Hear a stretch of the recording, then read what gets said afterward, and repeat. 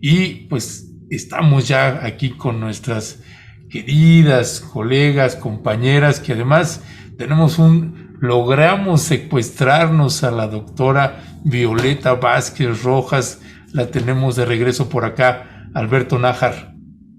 Así es, logramos que nos acompañara este martes en la mesa con la maestra Renata Turré, la doctora Elisa Godínez y la doctora Violeta Vázquez Rojas, que les doy la bienvenida. ¿Cómo están? Buenos días, gracias por acompañarnos en Momentum. Hola, buenos días. Buenos días a todos y gracias por la invitación. Me da mucho gusto poder estar hoy con ustedes. Es su casa, doctora, por favor, no lo agradezca, sí, es su casa. Sí, más bien vamos a ver si nos la podemos secuestrar más y más veces. Pues chicas, entrando en materia, vamos a abordar hoy dos temas. Uno que tiene que ver, tema obligado, pues hablar del foro consultivo de la ciencia, de estos científicos, que ha sido todo un tema polémico, pues visto precisamente y leído desde la propia academia, la mirada de Renata, de Elisa y de Violeta. Y el otro tema que estamos abordando, pues es esta campaña también que se ha desatado contra la esposa del presidente Andrés Manuel López Obrador. Así que en estos caminos que hay contra Beatriz Gutiérrez Müller, y que además acaba de ser el evento de la CELAC, pues yo quisiera iniciar con esa parte, con esa exposición que hizo Beatriz Gutiérrez, porque me pareció interesante y valioso. Además, estamos hablando además con maestras acá, una suerte de contar la historia, un pedazo de la historia de México, de una manera que parecía también una cuentacuentos, una historiadora, una crónica periodística, en fin, una forma interesante, inteligente de hacer una exposición. Así que vamos a ver un fragmento precisamente de esta exposición y regresamos a comentar pues todo lo que ha desatado este personaje que, como ya sabe usted, se negó a que se le llamara la primera dama, la esposa independiente, ¿no?, que tiene el presidente de la República, Andrés Manuel López Obrador. Vamos a escuchar a Beatriz. Distinguidos y distinguidas excelencias que nos acompañan esta noche, esta cena es para ustedes. Mi presidente me ha pedido darles la más cordial bienvenida, lo cual hago con emoción y alegría. Bienvenidos a esta que es su casa. En particular, bienvenidos a este Palacio Nacional, que como todos los edificios importantes, no fue construido de la noche a la mañana. Cada piedra habla, cada pared. Es por lo que quiero invitarlos a hacer un breve recorrido imaginario sobre el pasado y el presente que cristaliza en este lugar dentro del perímetro declarado por la UNESCO como Patrimonio Cultural de la Humanidad. Al quedar en manos de los españoles, el Valle de Anáhuac, donde está nuestra Ciudad de México, comenzó paulatinamente a cambiar su entorno natural y orgánico, y los canales fueron tapiándose para dar paso a asientos para futuros edificios, templos, palacios, oficinas de gobierno y la catedral casi enfrente de esta mesa orientada al sur. Estamos sobre el antiguo islote al que me refería, y la Plaza de la Constitución, que todos ustedes conocen, se conserva de modo parcial. Aquí, donde vamos a cenar, el conquistador Hernán Cortés mandó construir su residencia. Y si tuviesen tiempo, rodeando este patio, hay algunos vestigios de las bases de aquel recinto.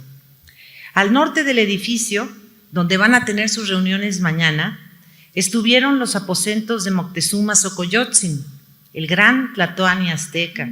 El edificio que hoy lo recibe comienza al norte, cuando en 1523 inicia el virreinato de la Nueva España. Esas piedras de las pirámides fueron extraídas para la nueva edificación, donde estaría la Real Audiencia, la Casa de Moneda y la Real Cárcel de la Corte. Para el siglo XVII, el Palacio Nacional adquirió más la apariencia de recinto cortesano. Sin embargo, las primeras protestas contra la corona española causaron que los 2 pisos, porque el tercero y cuarto vinieron en otros siglos, fuesen incendiados por un tumulto inconforme en 1692. Siempre ha tenido 3 patios, dicho sea de paso, y 3 puertas en la parte frontal. En este motín fue echado abajo el llamado balcón de la Virreina, y los palcos actuales son postizos que se colocaron en el siglo XX. Para finales del siglo XVII ya tenía este centro un aspecto más parecido al que ustedes pueden observar hoy. Y hoy, a mirar la paradoja, es casi imposible de hallar aquí algún vestigio prehispánico porque el pasado de los mexicas fue prácticamente eliminado de este inmueble.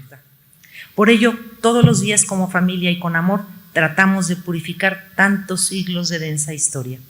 Ahuyentamos a los fantasmas que dicen deambulan, aún desde la caída de Tenochtitlán, y procuramos no escuchar lo que algunos oyen zumbar, los llantos de la Llorona, mítico personaje colonial que tiene su propio son semejante a un vals. Por el contrario, asumimos que hemos venido a vivir aquí para acompañar al presidente en su titánica labor. Lo queremos mucho y por ende a sus visitantes. Bienvenidos sean al ombligo de la luna, a México, según la etimología náhuatl. Estar en su casa, repito, casa que también es patrimonio de la humanidad. Que viva nuestra América, que viva el Caribe y hasta la próxima. Gracias.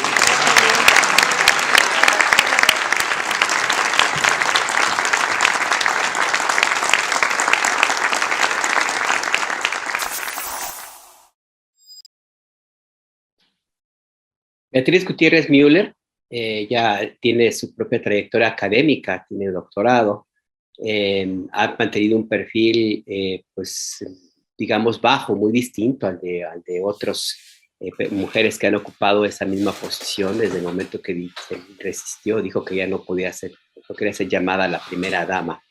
Y sin embargo, a pesar de todos los méritos académicos que tiene, ella ha sido víctima de constantes, ella y su familia, su hijo, han sido víctimas constantes de una agresión brutal, no encuentro otra forma de definirlo. Casi cada fin de semana hay etiquetas en Twitter, sobre todo, y en otras redes sociales, para agredirla, para insultarla, para violentarla en su derecho inclusive a la privacidad.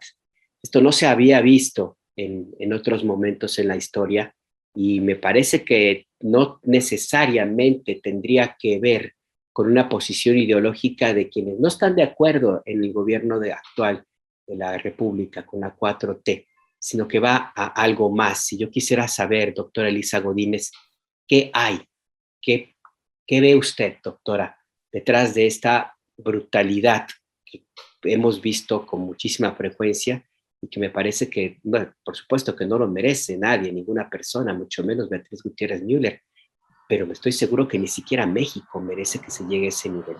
¿Qué es lo que ve usted, doctora, detrás de esta serie de agresiones y violencia? Bueno, antes que nada saludarlos, siempre me da mucho gusto compartir con ustedes y ahora que nos visita Violeta, más gusto me da. Y bueno, saludos a la audiencia.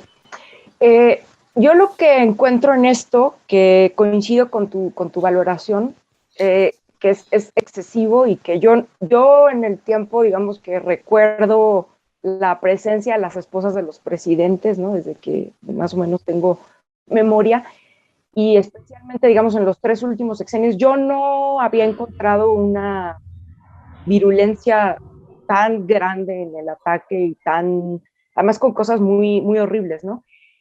Yo lo que encuentro es que para mí es como la extensión hacia la esposa del presidente de una, pues también una forma muy constante de descalificar al presidente, que tiene que ver, como tú decías, no solo con la cuestión ideológica o con la diferencia ideológica, sino creo que es lo que ocurre cuando llega un presidente diferente, que no proviene de las élites de este país, que tiene pues un origen que es el que es, Y entonces, bueno, a él se le ataca mucho, por supuesto también por el tema, o con el tema clasista y racista, y me parece que el ataque a Beatriz tiene como una extensión en este sentido. O sea, es como la misoginia que se despliega contra ella no está desligada de eso otro. Y creo que además, en el caso de Beatriz, o sea, no quiero solamente incluso decir que a ella se le critica por ser la esposa del presidente, sino porque también en este país se acepta poco todavía que una mujer sea autónoma, que tenga méritos propios, ¿no? Creo que el caso de Beatriz es muy elocuente en términos de que es una mujer que se hizo sola, pues, o sea, el hecho de que haya estado después casada con López Obrador es una cosa, pero ella por sí misma ya tenía una vida, tiene una carrera, tiene posiciones, y ha sido muy enfática, como decían al principio, en no quererse presentar o querer, digamos, romper con esta idea de las primeras damas.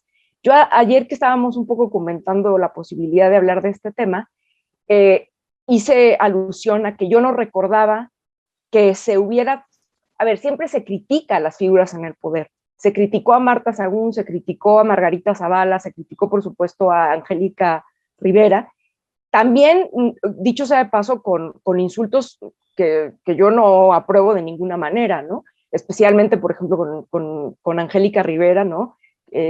Eso a mí me parecía muy, muy estridente, pero no vi nunca lo que veo ahora con Beatriz, en el caso de ellas, ¿no? No tiene parangón. Ya, gracias Elisa. Violeta Vázquez Rojas, este personaje, Beatriz Gutiérrez, la esposa del presidente, pues además de pronto, así como la veíamos aquí haciéndonos una historia, contándonos un pedazo de la historia de México, pues también de pronto la vemos cantando. Tiene un perfil pues muy distinto, por hablar de los últimos 3 sexenios, pues precisamente de Marta Sagún, de la esposa de Vicente Fox, Margarita Zavala, la esposa de Felipe Calderón, y Angélica Rivera, ahora ex esposa de Enrique Peña Nieto. El presidente López Obrador en la mañanera la semana pasada pues sacó un tuit que ni siquiera quisimos ponerlo aquí porque desde mi punto de vista era un error, desde mi punto de vista del presidente, colocar un tuit de un personaje que a la hora que uno se mete a buscar pues, quién es ese personaje y lo que tuitea, pues creo que es un tipo además que tiene alguna especie de desorden mental o algo así, ¿no? Más allá de posicionamientos ideológicos. Lo que quiero rescatar de eso es lo que sucedió después. Es precisamente esta andanada, las tonalidades de la ira de un sector de la ultraderecha atacando de una manera pues vulgar y prosaica a la esposa del presidente, a Beatriz Gutiérrez. ¿Cuál es tu valoración ahí, Violeta? ¿Qué provoca? Yo quiero separarlo de que es el ataque al presidente, sino el ataque también a ella en lo específico como mujer, como persona, que también lo veo que tiene tonalidades de ira pues no menores. ¿Cuál es tu valoración de por qué provoca esto, Beatriz? Bueno, yo creo que en general los ataques a las mujeres suelen ser mucho más virulentos en las redes sociales que los ataques a los hombres, ¿no? Y eso es por una misoginia generalizada que no es exclusivamente contra la esposa del presidente, sino que, o sea, que lo vemos contra todos. O sea, yo he visto cómo le contestan aquí mismo a Renata, o sea, a muchas mujeres les contestan en términos mucho más soeces. Pero el caso de Beatriz Gutiérrez Müller es interesante porque a mí me da la impresión de que hay la figura de Beatriz confronta a las críticas que hay contra este gobierno como un gobierno que consideran que este es un gobierno antiintelectual, anticientífico, ¿no? O sea, lo vamos a ver cuando hablemos de lo del foro consultivo, por ejemplo. contra la cultura, contra las artes, contra todo. Y entonces tener que la esposa del presidente por primera vez no se dedique, como solía siempre hacerlo, al desarrollo integral de la familia, que es la manera de reproducir su papel histórico de cuidadora de la familia, ¿no? Sino que esta es una mujer que, pues, una vez que llega su esposo a la presidencia, ella decide dedicarse a lo que se ha dedicado toda su vida, o sea, a ser historiadora y literata, y en lugar de estar, digamos, al frente del cuidado de la familia, está al frente del cuidado del patrimonio cultural, y tiene esta organización de Memoria de México, que justamente en estos días ha tenido, pues, una prominencia en medios por haber recuperado algunas piezas de patrimonio, algunos documentos históricos que se lograron gracias a la gestión de la organización que ella encabeza. Entonces, no es una mujer, no está pintada, digamos. Y eso yo creo que confronta mucho la idea que se tiene y que se quiere reforzar de que el presidente es misógino, de que el presidente es un macho, ¿no?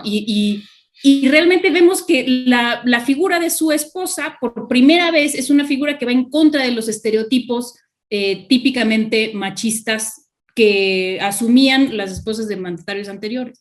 Entonces yo creo que parte del odio viene de ahí, o sea, perdón, de que ella confronta con sus actos y con lo que hace, confronta aquello, digamos, le quita sustento a esa imagen que quieren dar desde de toda esta administración, ¿no?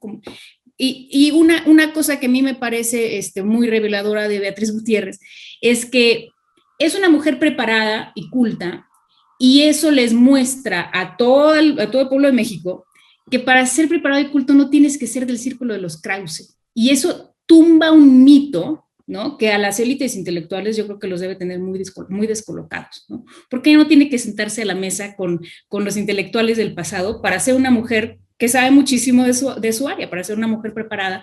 Y eso, digamos, que rompe con el monopolio de la inteligencia y de la cultura que estas élites pues han creído que tienen durante muchos años, ¿no?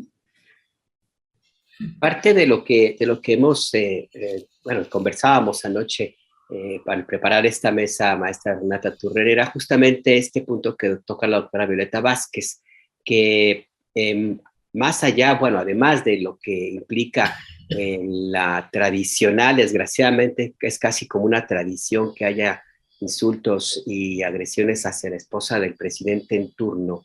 En este caso se mezclan elementos como el que bien menciona la doctora Violeta Vázquez, en el sentido de que pues hay como mucho resentimiento de algunos ataques a la preparación académica que tiene Beatriz Gutiérrez Müller. Y en este caso, y es la pregunta que quiero formular, que me llama mucho la atención, a que no forma parte de esa élite de la comentocracia, para utilizar un término de ellos mismos, y de que pues ha demostrado que no se necesita formar parte de esa mafia del poder en el mundo académico intelectual para tener méritos y brillo propio. Y lo pregunto porque no sé hasta qué punto, qué pudiéramos pensar de personajes de esta misma élite que se han sumado a las descalificaciones, personas que tienen también un nivel académico indudable, eso no se cuestiona, y sin embargo algo ocurre, que en el caso de Beatriz Gutiérrez Müller, y de la 4T en general, pero ahora mismo de la doctora Beatriz Gutiérrez Müller, parece que se olvida, como que hay una especie de ceguera selectiva, como que el odio gana y mueve a las reacciones de estos personajes. ¿Qué pensar? ¿Qué piensas tú, Renata? Creo que inicio, bueno, saludando y diciendo que mucho de esta idea que se ha construido de que los títulos universitarios tienen algo que ver con la educación o con la buena manera o la manera de hacer, de ser respetuosos con el prójimo, y eso en este sexenio específicamente se ha visto que no tiene absolutamente nada de cierto, ¿no? Y creo que, ya lo dijeron mis compañeras, y para no ser repetitiva, pero creo que aquí dos cosas que yo veo. Una, justamente esto, que lo que menciona, se rompe esta narrativa y esta narrativa que han tratado de construir sobre que el presidente y su familia y sus allegados son rupestres, son aldeanos, son incultos, son tontos, vaya, construyen esta imagen de tanto el presidente como cualquier persona alrededor o cualquier persona que tengamos alguna afinidad por este gobierno, como pues esta figura, no me choca decir esta palabra, pero creo que es justo lo que construyen del naco, ¿no? Entonces, esta palabra naco tan horrenda, tan bueno, pues tan insultante, esta gente lo que está haciendo es construir que el presidente y todos sus allegados, todos sus defensores, caen dentro de esta categoría. Y de repente ven a Beatriz hablar con palabras que probablemente muchos de ellos no usan, y yo me incluyo en esa lista porque es una persona profundamente culta, al igual que el presidente, y entonces les hace un poco de creo yo, que les hace un poco de cortocircuito, pero al mismo tiempo, ese cortocircuito y ese coraje que les puede llegar a hacer, no, ¿cómo lo manejan, cómo lo gestionan? Pues atacándola con insultos clasistas, racistas, más clasistas y misóginos, ¿no? Y dos, creo que ahorita lo que decía Ernesto, ¿no? Que además de atacar, que había que separar porque se le atacaba a Beatriz de una manera extraordinaria y separada del presidente. Y creo que sí, pero yo creo que el ataque sí viene de esta concepción muy machista de nuestra sociedad, donde la esposa es la esposa de, es una parte Sí. de, es propiedad del presidente, ¿no? Propiedad del presidente. Entonces ataco a ella porque estoy atacando al presidente en realidad. Si Beatriz Müller hubiera sido esposa de Felipe Calderón, no veo cómo eso pudiera haber sucedido, pero no hubiera recibido este tipo de ataques. Sí, misóginos, ¿no? Porque como ya decía mis compañeras, ¿no? Esto ha pasado con todas las entonces primeras damas y con todas las mujeres que tenemos cierta espacios públicos, ¿no? Nos atacan muchísimo más fuerte y con ataques más viles que a nuestros compañeros. Pero sí creo que son estas dos cosas, este cortocircuito que le hace a la oposición sobre hay intelectuales fuera de su círculo y ni siquiera se lo imaginan, y dos, pues esta concepción de la esposa es parte de la propiedad del presidente, la ataco a ella para atacarlo a él. Pues de hecho, Elisa, leyendo así los comentarios de la audiencia, pues sigue siendo una mujer que desata polémica. Uno, por este perfil intelectual, académico que tiene ella, y otra por ser la esposa del presidente. Entonces, pues ya la gente, no, pues que si le están haciendo una apología a Beatriz, como en los sexenios pasados se hacía con las primeras damas, ¿no? No, básicamente es un personaje político, también tiene una función, y hay que hablar también, es otro personaje político del que, cómo no, vamos a seguir hablando en esto y en otros momentos, porque así consideramos que pertinente y que vale la pena hacer precisamente pues estas distinciones de otras esposas de presidentes y del papel que juegan. Hay pequeños detalles, Elisa, que de pronto pasan de noche, como por ejemplo el hecho de que ella se haya negado, al negarse a ser primera dama, tener un cargo público en el DIF, como normalmente se dan a las primeras damas, y entonces no recibe tampoco ingresos del erario, simple y llanamente ella sigue haciendo su vida de forma independiente, una mujer totalmente imperfecta y perfecta como todas y todos nosotros podemos serlo. Finalmente, ¿cómo encerrarías, cómo resumirías el perfil político que juega la Beatriz Gutiérrez, la esposa del presidente? Qué buena pregunta. Pues yo rescataría lo que han dicho antes de mí mis compañeras. Yo creo que Beatriz, por sí misma, pues ya lo dije, tiene una vida propia, una trayectoria propia, no necesita colgarse de esa figura de la primera dama, ¿no? Eso ya lo sabemos. Y creo que la labor en la que ella específicamente este sexenio ha decidido enfocarse, que tiene que ver con toda la protección del patrimonio y la memoria histórica y demás, pues bueno, supongo que habrá gente que no le parezca. A mí me parece muy loable. A mí me parece que juega un papel importante en términos de, para el proyecto mismo de Andrés Manuel López Obrador, ella juega un papel bonito, no de adorno, sino porque tiene que ver con una parte que a mí en lo personal me parece que es amable, que es linda, que es el tema, digamos, de la historia de este país y del patrimonio cultural de este país.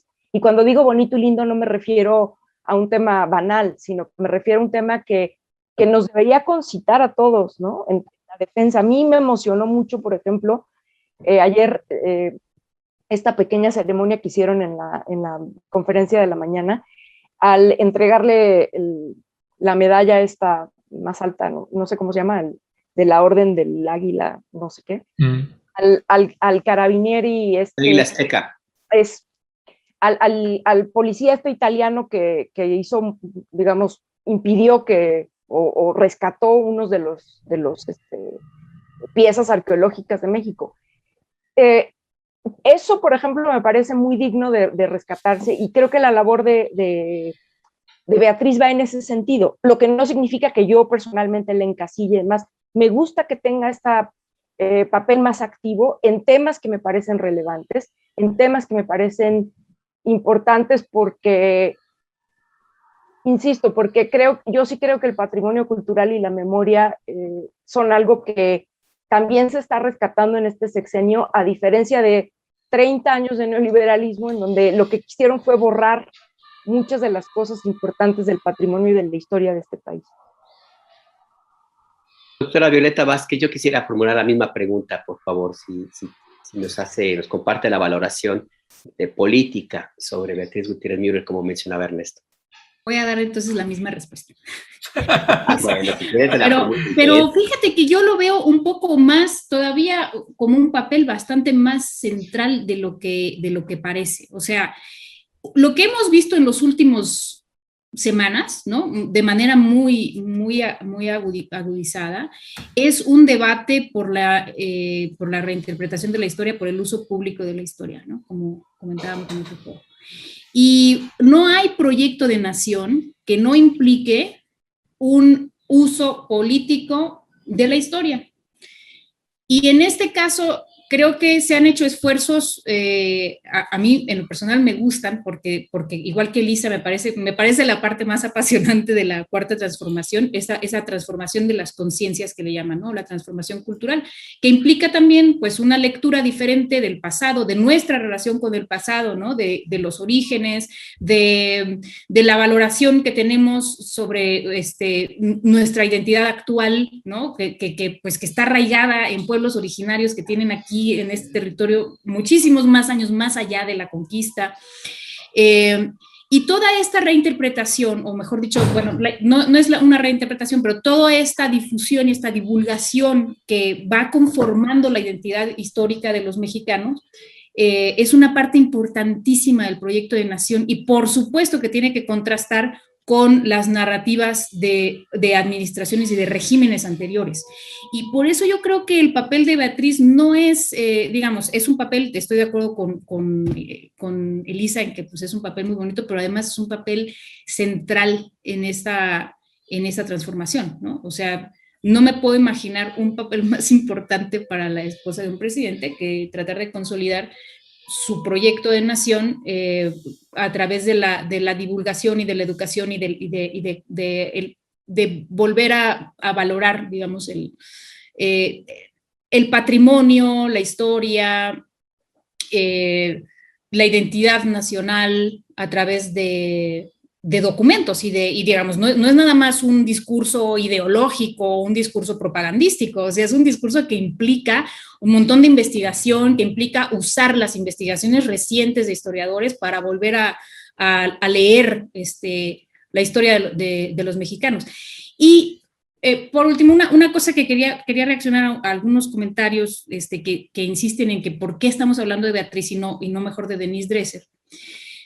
Creo que hay una cosa que no alcanzamos a dimensionar, y es que sí, digamos, la investidura presidencial sí es algo, o sea, sí pone a estas personas en un lugar diferente al del resto de los mexicanos, por más que sean plebeyos, como dice, quiero aquí citar a Federico Navarrete, que decía en una entrevista que le hicieron en el Chamuco, probablemente López Obrador no es el primer presidente plebeyo, pero sí es el primer presidente que no lo disimula, ¿no? Y eso es súper importante. Entonces, por más que así sea, de cualquier manera tienen una investidura presidencial, toda esa familia. Y creo que a mucha gente le choca eso, ¿no? Por eso en una entrevista Antonio Lascar nos decía, cuando el presidente les decía, bueno, ¿por qué compraron una casa? El Foro Consultivo compró una casa en Coyoacán y no en Iztapalapa.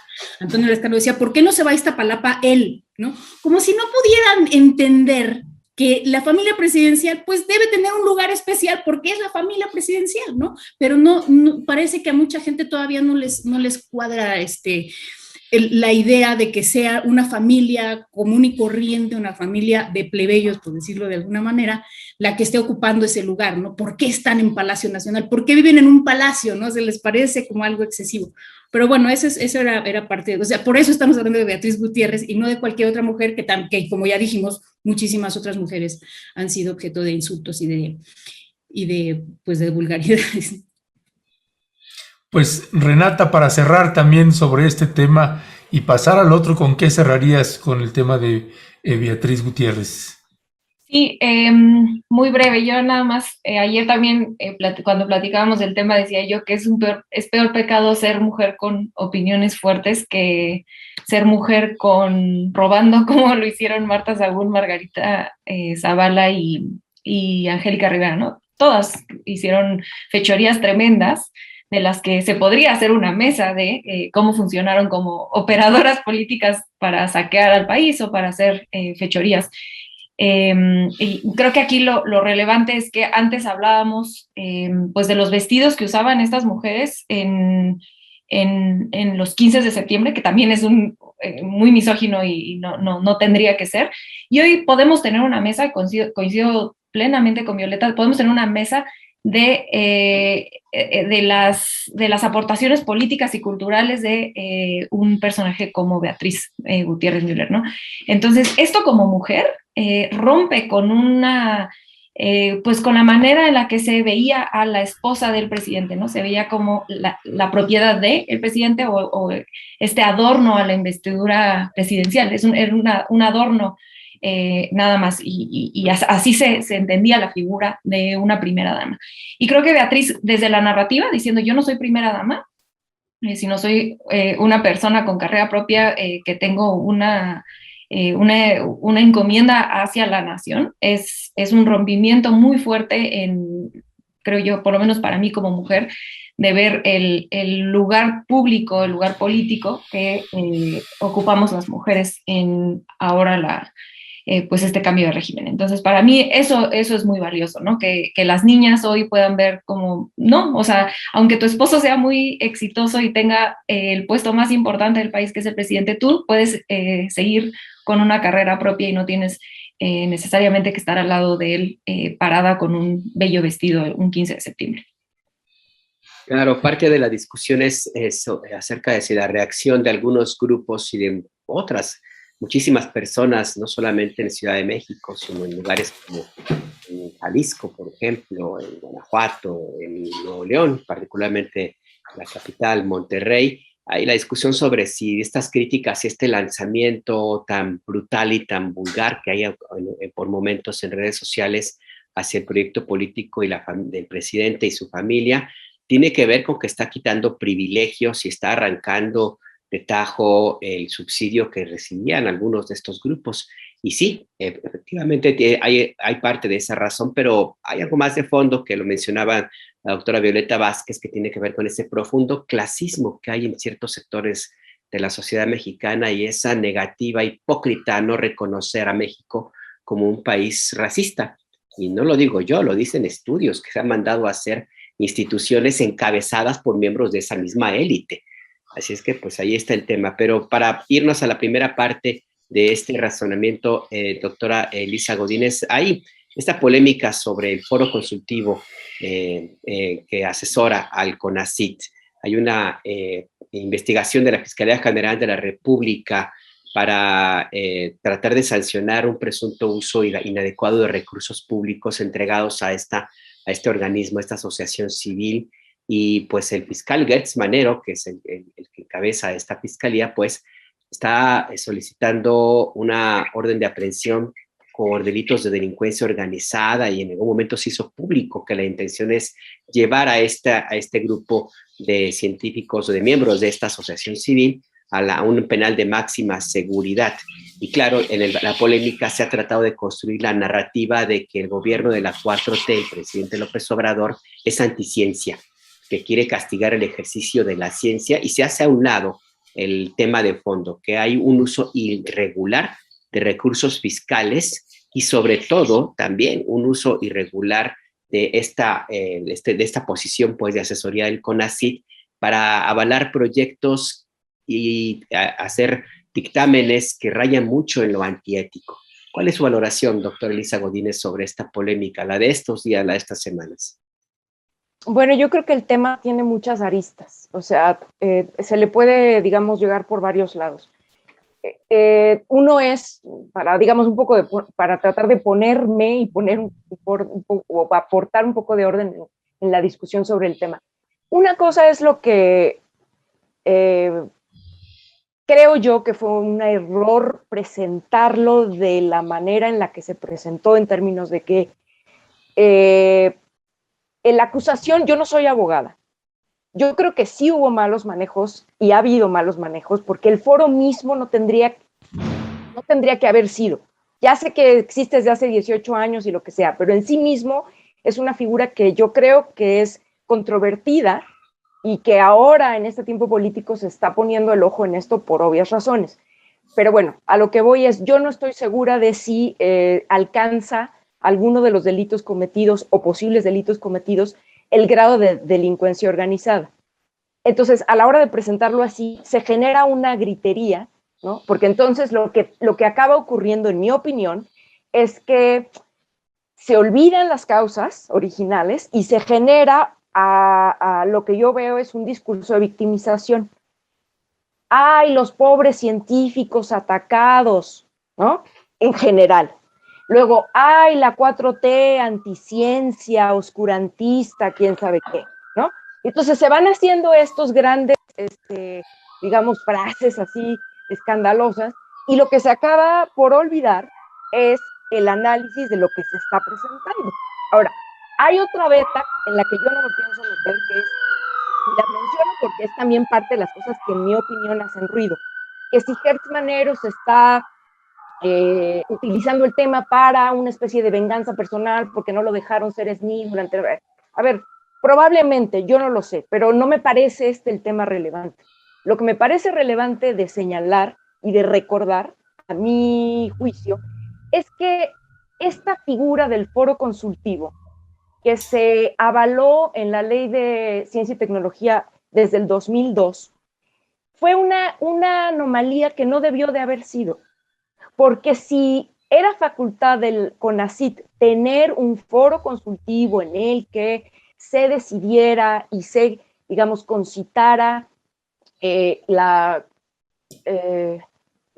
unión o la manera, digamos, de unir el trabajo de muchos científicos en este país en pro de, por ejemplo, ¿no? Que eso me parece loable. A ver, vamos a juntar a los científicos para que propongan, no sé, proyectos, alternativas ante determinados problemas que tiene el país o situaciones. Eso me parece razonable. Lo que no me parece razonable es que ese foro consultivo se convirtiera en una AC para entonces evadir, a mi juicio, evadir que se revisara que ese especial grupo de científicos que tenía control sobre el foro consultivo pudiera recibir dinero con otras fuentes y no pasara directamente por el CONACYT. Esa es una. Lo que quiero decir es que ese tipo de figuras, ese tipo de experiencias, al final fueron una forma de comprar consenso neoliberal durante 20 años. Eso es lo que creo. Porque lo grave del caso, y tú lo dijiste, Alberto, no es solo el mal manejo de los recursos, ¿no? Que es que prácticamente el CONACYT le transfería cada mes, ¿no? Cada año un presupuesto al foro consultivo donde este grupo, esta camarilla, que sí, que había un consejo directivo y lo que sea, pero sabemos perfectamente que en este país hay una élite, digamos, de científicos, ¿no? O sea, el sistema académico está organizado de modo tal, yo no me voy a meter, pues lo tocamos más, pero está organizado de manera jerárquica, de manera de intereses, de manera, o sea, los que estamos en la base de la pirámide no vamos a poder acceder nunca a eso, ¿no? Pero bueno, a lo que voy con esto es, no solo es lo grave del mal manejo de los recursos, sino especialmente los temas o varios de los temas controvertidos en los que este foro apoyó para dar ¿no? aportar una especie de consenso. A mí el tema de pasta de conchos me parece escandaloso y no es el único. Entonces, creo que hay que entender estas figuras como eso, ¿no? Como unas formas más a partir de las cuales los gobiernos compraban el consenso. Ya, gracias Elisa. Violeta Vázquez Rojas, dime una cosa, ¿qué es en este caso de el foro consultivo? ¿Qué devela en lo que toca de la Fiscalía General de la República? ¿Qué devela del CONACYT? ¿Y qué devela de este núcleo de académicos preponderantes con un poder que de veras que nosotros nos metimos a indagar más, entrevistamos a 14 académicos y no, este foro y esta señora que nosotros acabamos de entrevistar el día de ayer, la doctora Gabriela Dutrenit Bielus, un poder verdaderamente importante no solamente en el mundo académico, sino también con alguna injerencia política y además haciendo uso del presupuesto, no solamente a través del CONACYT, sino también de la propia Cámara de Diputados y, en fin, desde tu punto de vista, todo este entramado, ¿qué devela de lo que tú consideras que serían los puntos sustantivos o importantes de colocarles el reflector? Pues son muchos, pero bueno, puedo pensar en algunos cuantos. Lo primero que revela es tanto el escándalo como el manejo mediático del escándalo, que a mí me parece que ha sido también una cosa como para analizar y hacer tesis al respecto. Lo que revela es, primero, quizá esto más bien se debe revelar, ¿no? Que en el sector académico hay una estructura completamente vertical, ¿no? O sea, siempre hay alguien arriba de ti, aunque no tengas propiamente un jefe, ¿no? Siempre tienes un evaluador, ¿no? Entonces, esta dinámica de la evaluación por pares, en realidad los que te evalúan no son pares, siempre son gente que tiene muchísimo, pues, tiene el poder de evaluarte, ¿no? En fin, entonces hay una estructura jerárquica y vertical, donde hay una base de académicos enorme, de los que se ha estado diciendo durante los últimos años. Contralínea tiene varios reportajes, que ni siquiera reciben sus salarios. O sea, los profesores de asignatura, los ayudantes de esos profesores, no tienen ni siquiera a veces su salario pagado a tiempo, ¿no? Aparte de que es muy precaria la remuneración que reciben. Pero con esos investigadores, con esos académicos o con esos profesores de asignatura que también son parte de esta comunidad, no hubo esta solidaridad. Eso es interesante, ¿no? La solidaridad se desplegó con un foro que estaba constituido por unas 50 personas, o sea, imagínate qué nivel de élite es eso, para decir, con base en esta supuesta persecución, que toda la comunidad académica estaba siendo afectada y estaba siendo perseguida. Otra cosa que hay que recalcar es que la política de ciencia y tecnología de esta administración tiene un énfasis muy fuerte en la retribución social. pues es así. O sea, su primer gran proyecto fue ni más ni menos que la base de datos para la Comisión Nacional de Búsqueda, por ejemplo.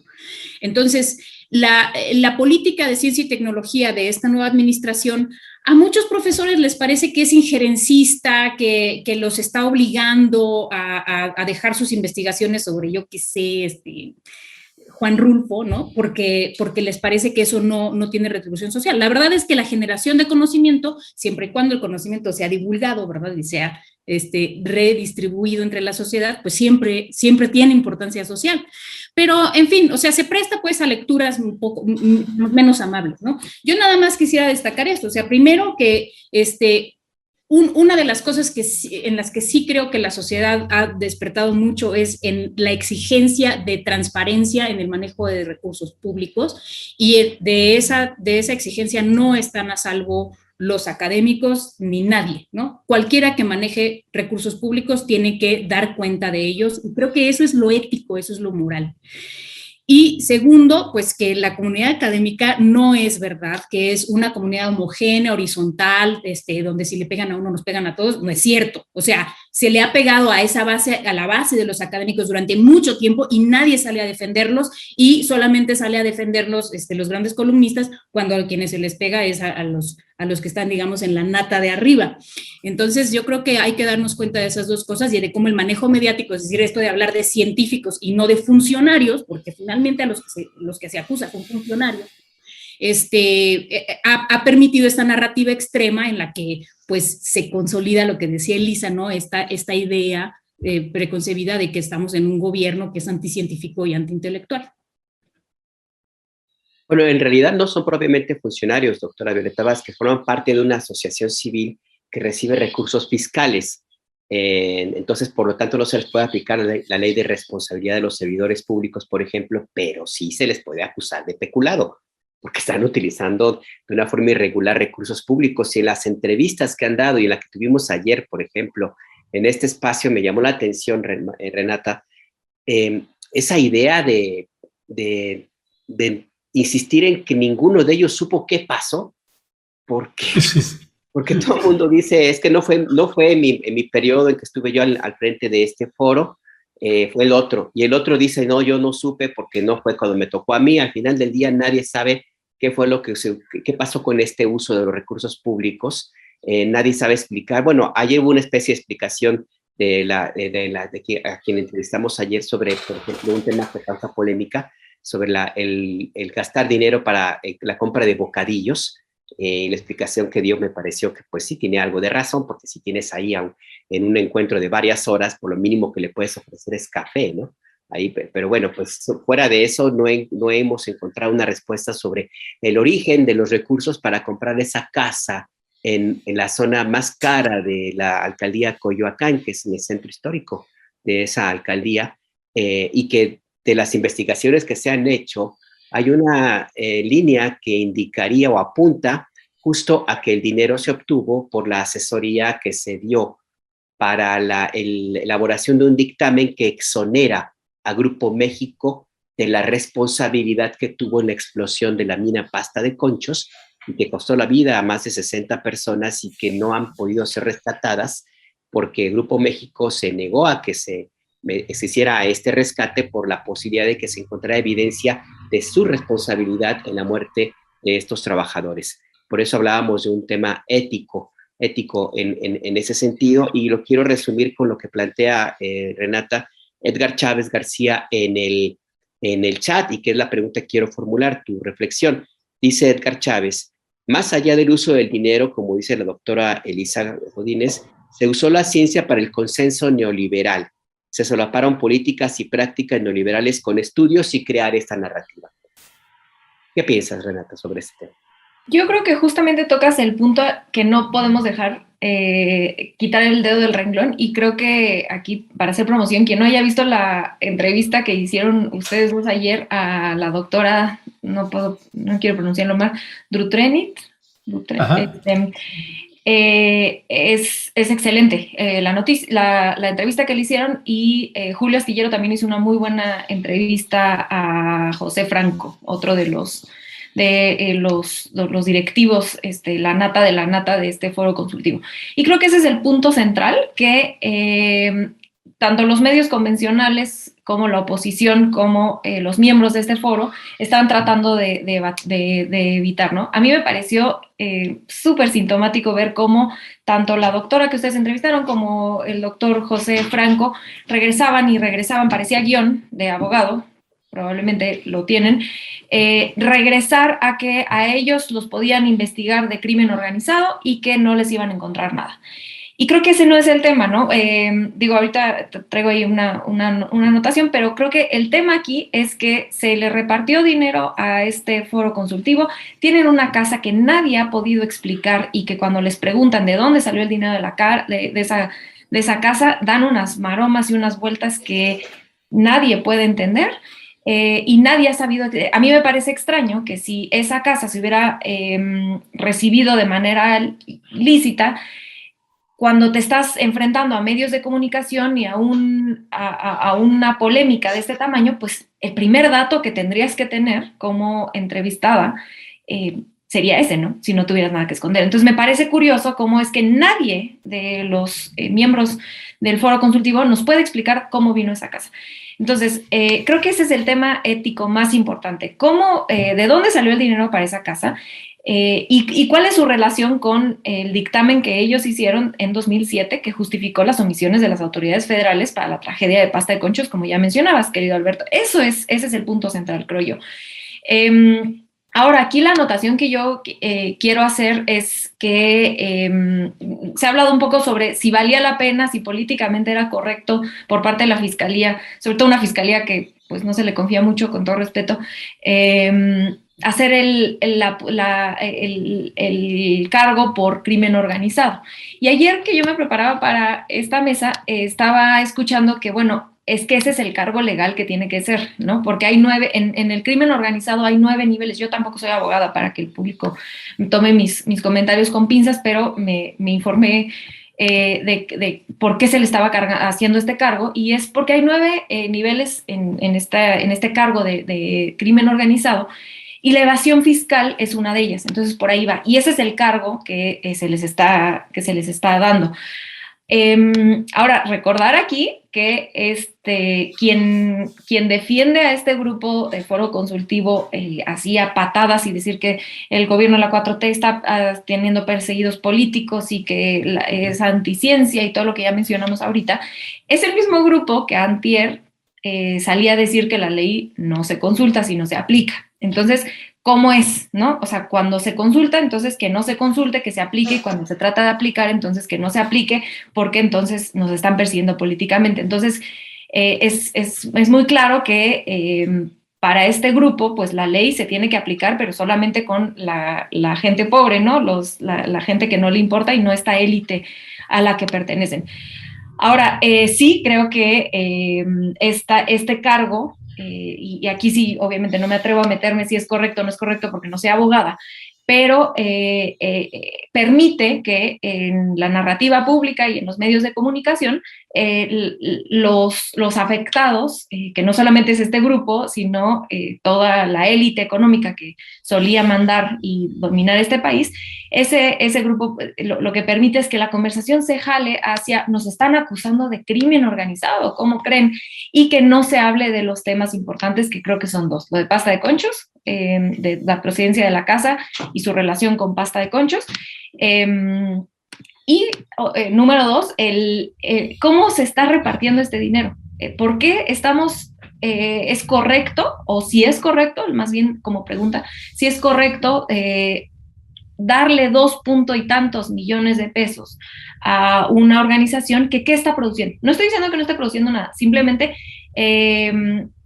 evaluar si es redituable para un país como México que se esté invirtiendo este dinero en este grupo en específico o en X, Y o Z, ¿no? Reevaluar hacia dónde se va el dinero, porque como bien decía Violeta, mucho de ese dinero se va a un grupo muy pequeño. Ya vemos, aquí somos 3 vacunadas de CanSino, es decir, 3 maestras que pues se paga muy mal, ¿no? O sea, eso de que dice Violeta, son 700 pesos al mes por dar clases, que es lo que yo gano, y a mí, a mí me dejaron de pagar 2 años, ¿no? Entonces, pues evaluar qué es lo que está sucediendo con esa, y hago comillas, llamada sociedad, comunidad científica, que en realidad pues de homogénea no tiene nada.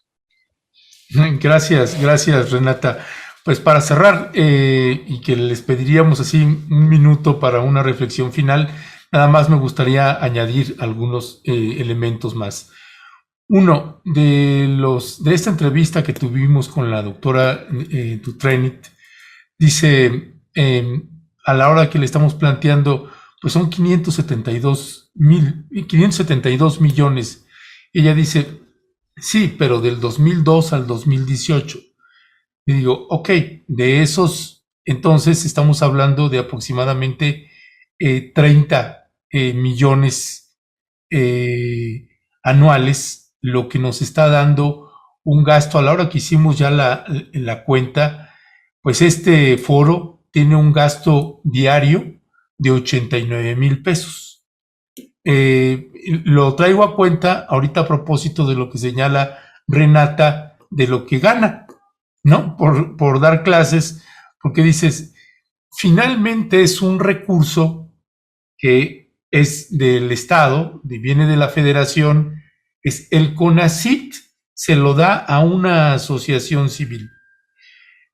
Nunca pudieron explicarnos de qué iba, y ahorita cuando se habla de las imputaciones penales que están haciendo contra este foro, contra esta AC y quienes la conforman, pues delincuencia organizada, hablando de estos 9 pisos, pues dicen lavado de dinero. No, nosotros no encontramos elementos porque el lavado de dinero procede de un ingreso que viene, un ingreso ilícito para hacerlo lícito dentro de una institución.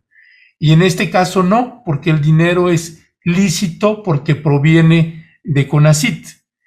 Por eso nosotros decíamos, donde sí encontramos y le hacíamos las preguntas a esta doctora que nunca nos pudo responder, por eso decíamos peculado y uso indebido de recursos, porque es precisamente dinero lícito que de pronto pues se llevó o se desvió para otro lado, y como dentro de la asociación civil pues no tienes que rendirle cuentas, pues bueno, dice, nosotros sí nos hicieron auditorías.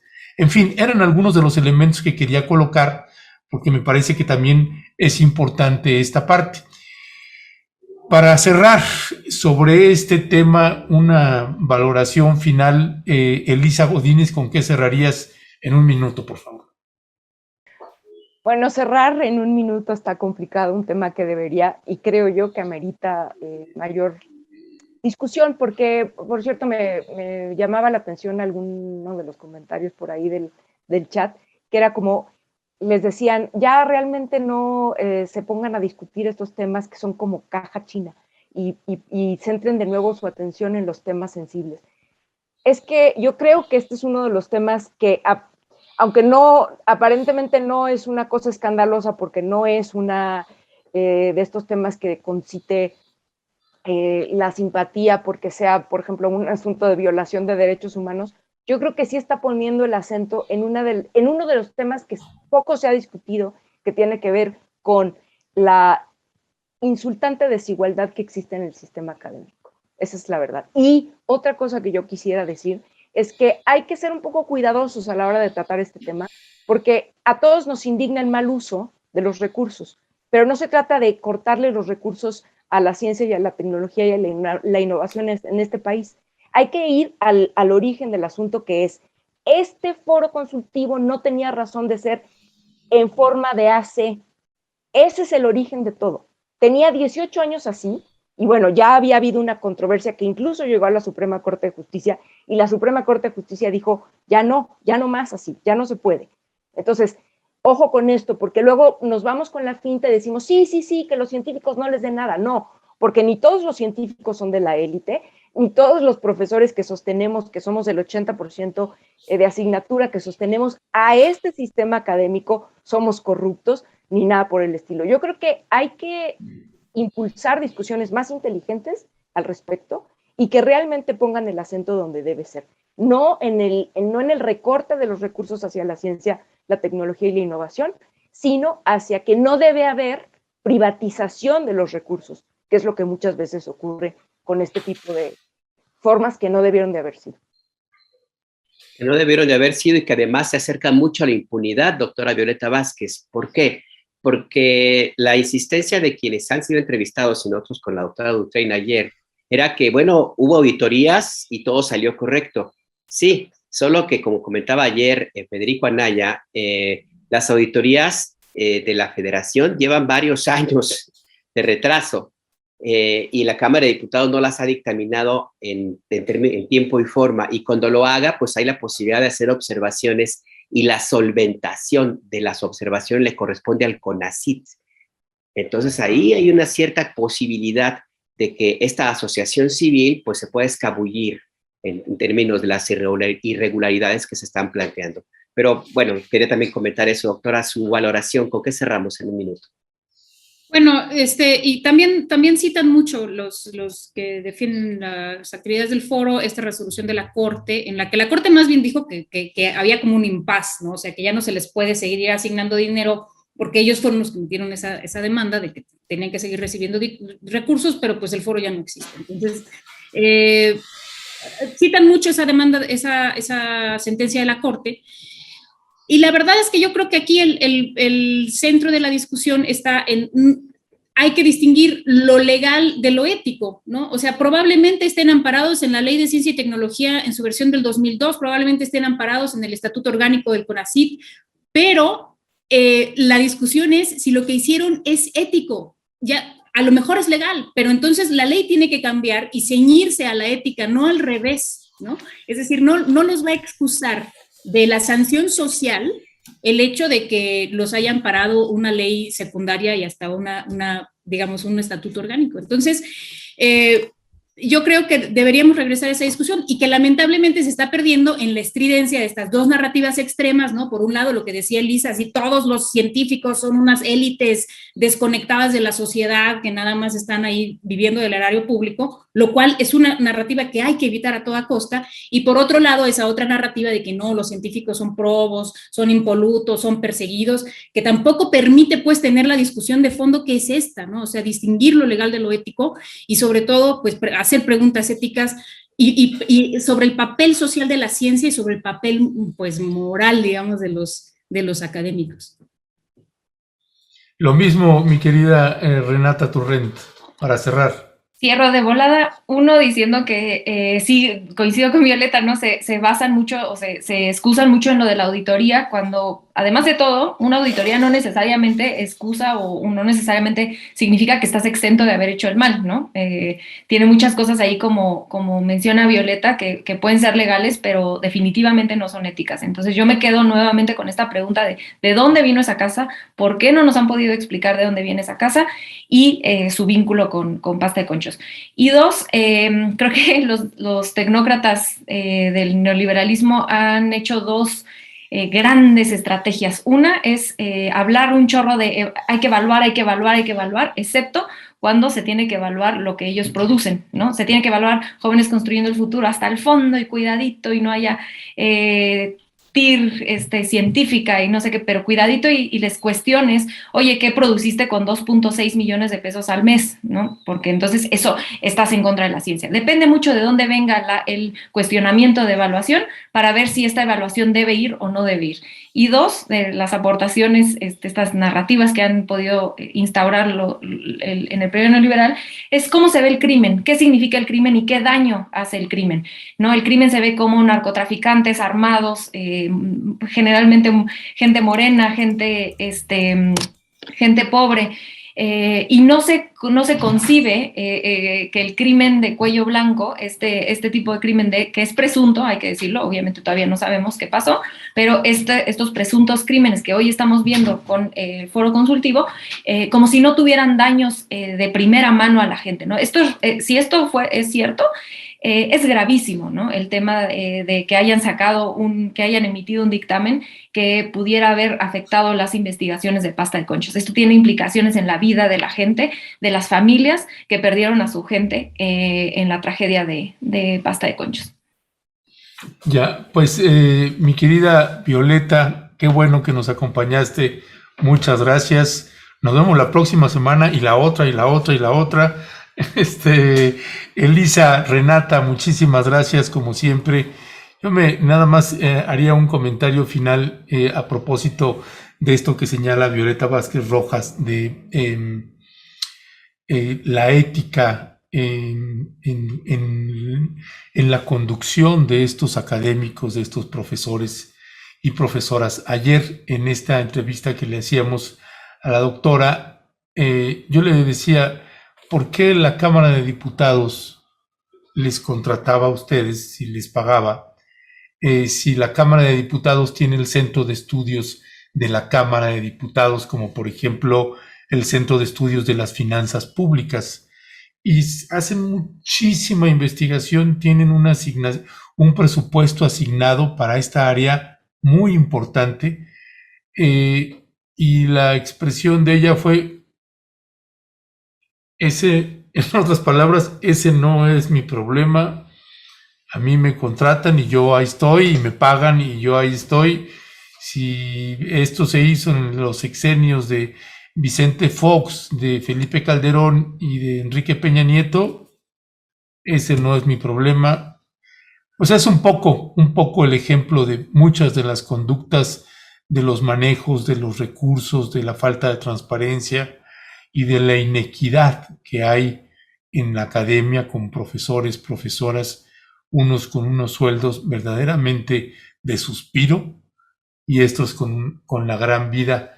Además de este concepto que, perdón para los que no estamos metidos en la academia, pero a la hora que me metía a buscar el currículum de esta doctora y que es profesora distinguida, titularse, y que decía, bueno, ¿y qué significa ser una profesora distinguida, titularse?